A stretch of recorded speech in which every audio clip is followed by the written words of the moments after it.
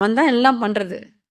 நம்ம எதுவுமே தெரியாம நம்புற மாதிரி அப்பாவி யாருமே கிடையாது. கடவுள் முன்னாடி நின்றுட்டு ரொம்ப என் மாமியார் பிரச்சனையா இருக்கா.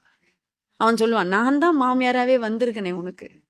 நீ போன பிறகுல கொஞ்சம் நஞ்சமாவா மாமியாரா இருந்து பண்ண? பின்ன எப்படி நீ தீர்ப்ப?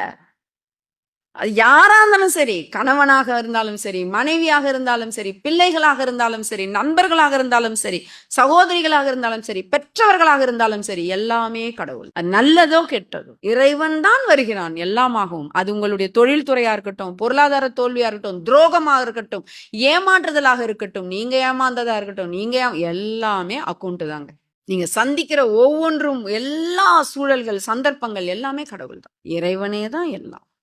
பிள்ளையும் கிள்ளி விட்டு, தொட்டிலும் ஆட்டி விட்டு, தள்ளி நின்றே சிரிப்பான்.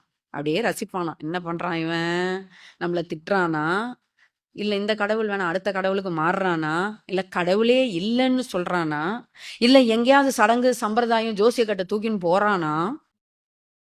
இல்ல நம்மளே தான் வேணும்னு ஆழ்வார்கள், நாயன்மார்கள போல நம்மளையே வந்து புடிச்சுக்கிறானா? இப்படி நம்மள அப்படி சுண்டி விட்டு இப்படி பார்ப்பானாம். நெறைய பேர் ஃபெயில் ஆயிடுதுங்க.